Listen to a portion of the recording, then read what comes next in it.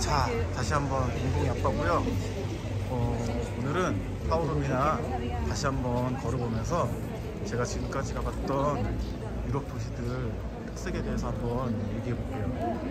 일단 아까 처음에 시작했던 저런 문 같은 도시 밖에 성의 문 같은 것이 보통 있고요. 그 안으로 그 옛날 도시 내부에 있는 건물들이 있고, 거기에 이어가지고 현대식으로 계속 업그레이드 되면서 상점도 생기고 사람들도 살고 그런 것 같아요. 보통 성곽 안에 이런 건물들이 있고, 건물들은 아마 지어진 지가 오래된 거는 2000년도 됐을 것 같고, 적어도 500년, 1000년은 된 건물들이 많아요. 물론 지진이 나와서 부서졌거나 아니면은 뭐 돈이 생겨가지고 다시 건물을 지을 수 있지만, 보통은 되게 오랫동안 건물이 유지되고 있는 것 같아요. 나무 같은 걸로 졌을 텐데 옛날에 어떻게 이렇게 오랫동안 버티는지 신기하고, 우리나라 같은 경우는 30년이면은 재건축 재개발을 하는데 여기는 되게 오랫동안 그 건물을 유지하고 있는 것 같아서 신기해요. 그리고 건물 겉은 이렇게 돌로 된 경우도 있고, 되게 오래된 교회겠죠. 그리고 대부분 이 벽은 다 돌로 되어 있는데 이거 진짜 오래된 거다. 이거 진짜 그리스 시대에 지어지는 것 같은 느낌인데, 그리고 아니면 이렇게 벽이 시멘트로 된 경우는 대부분 예쁜 페인트로 색깔을 칠했어요. 그래서 어떤 도시들 보면 다 흰색이기도 하지만 여기는 분홍색도 있고 살색도 있고 주황색도 있고 다양한 색깔이 있고, 그 다음에 유럽 도시들 보면 이런 베란다에 나무나 꽃 같은 걸로 장식을 해서 되게 알록달록해요. 그리고 유럽 사람들은 여기 치안이 안전해서 그런 건지 밤에 많이 잘 돌아다니고요. 그 다음에 노천 카페나 이런 것들이 많아요. 그리고 우리나라랑 달리 노점상은 별로 없고, 대부분 이렇게 작은 상점들 길거리에 이렇게 쫙 이어져 있고, 우리나라는 그 길거리에 뭐 휴대폰 매장이나 부동산이나 뭐 그런 별로 생활하고 관계없는 그런 매장들이 되게 많고 약국이 너무 많은데, 여기는 그런 건 없고요. 병원도 별로 없어요. 다 어디 갔는지 모르겠네. 아무튼 다 그 주거지랑 상업지랑 다 혼재되어 있는 동네인데 좀 특이해요. 아무튼 이런 도시들 가보면은 우리나라랑 상점 구성이 달라요.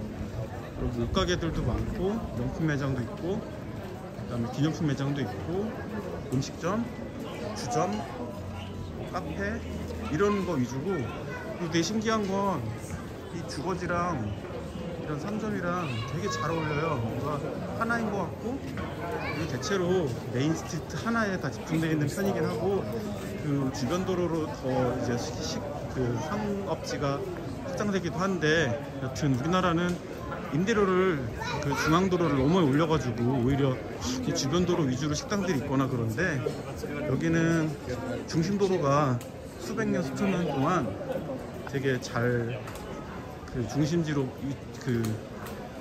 위치를 점하고 있는 것 같아요. 따로 이렇게 바뀌지 않고.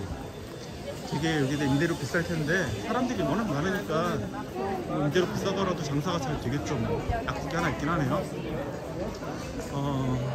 그리고 유럽 도시들 특색은 대체로 낮에는 사람이 좀 적을 수도 있지만 저녁 어스름쯤 되면은 사람들이 굉장히 많아진다. 그리고 공원이 많다. 그래서 여기 보면은 다 건물이 따닥따닥따닥 붙어 있어서 되게 우리나라로 치면 빌라 같은 느낌의 동네겠지만, 여기를 조금만 벗어나면 되게 이쁜 공원들이 많아요. 그래서 여유를 느낄 수도 있고 삭막하지가 않다. 신기한 거는 건물들이 따로 떨어져 있는 게 하나도 없죠. 골목이 있는 거 빼고는 건물과 건물 사이가 어디가 건물 끝인지 알 수 없게 다 이렇게 붙어 있어요. 그래서 어떻게 보면은 한쪽에만 창문이 있는 거죠. 우리나라처럼 사방으로 창문이 있는 집이 있는 거고.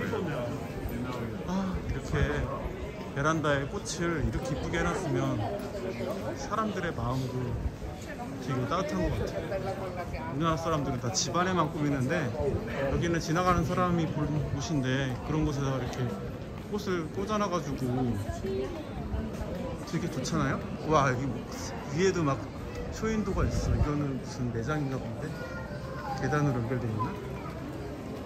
자, 그래서 여기는 중심 상업 도로가 있고 거기를 중심으로 사람들이 다 몰린다. 그리고 주변 골목으로 연결되지만 대부분 사람들은 중심 도로에 있다. 그리고 여기는 딴 데도 그런데 차가 안 다녀요. 진짜 이게 차 못 들어오는 데 같고, 근데 아침에부터 점심까지는 다 차가 다녀요. 그래서 사람들이 좀 적게 다닐 때 그때 이제 여기 있는 상점들이 필요한 물건들을 차로 실어 나르고, 그때는 여기 도로가 차로 꽉 차요.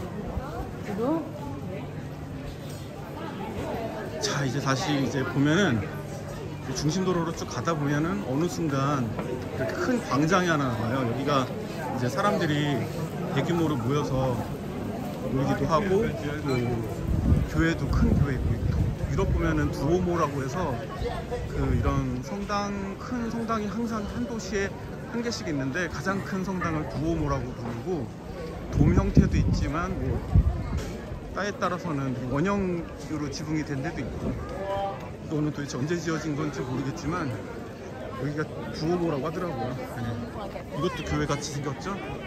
그리고 여기는 이제 지중해 변에 있는 곳이라서 바다가 바로 내려다 보이고, 그리고 반대쪽으로는 산도 있고, 여기가 되게 아름다운 도시예요. 타우로미나라고. 그런데 보면은 저쪽에 큰 산도 있고, 절벽도 있고, 바다도 있고, 해수욕도 할 수 있어요. 뭐 내려가는데 20분이면 내려가니까 금방 내려가서 수영할 수 있더라고요. 그리고 여기 시계탑이 항상 하나씩은 있는 것 같고, 저는 솔직히 유럽은 큰 도시보다 작은 도시 위주로 가는 게 좋은 것 같아요. 그래서 제가 기억에 남는 작은 도시라고 치면은 스페인에서는 세비야나 그라나다, 말라가 같은 데 있었고 다 되게 좋았어요. 그리고 포르투갈의 포르투 너무 좋았고요.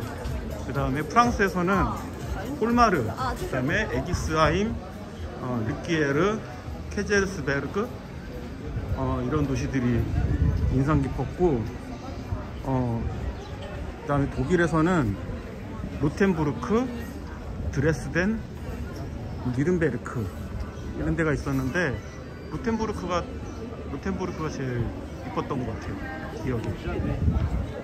근데 겨울에 가가지고 좀 추웠고 해가 짧아가지고 관광하기는 여름이나 봄 이럴 때가 좋을 것 같은데, 여기 시칠리 같은 데는 7, 8월이면 너무 덥대요. 한 40도도 넘고. 그래서 지금 이제 4월만 5월 초인데 이때는 20도 안팎이라서 낮 최고 기온도 20도, 아침에는 뭐 13도, 그러니까는 이제 딱 생활하기 좋고 관광하기 좋은 것 같아요. 아까 바닷물 들어가 봤는데 물은 차갑지만 태양이 따뜻해가지고 뭐 반신욕 정도는 바다에서 할 수 있었고 너무 좋았어요.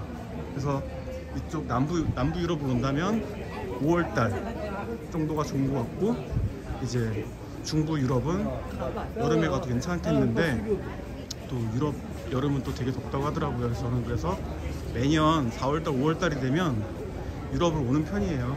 그래서 많은 도시를 가봤고, 또 작은 도시들 또 얘기를 해보면은 프라하 같은 데도 뭐 그렇게 큰 편은 아니니까 프라하도 치고, 스위스에 있는 도시들이 대부분 다 작죠.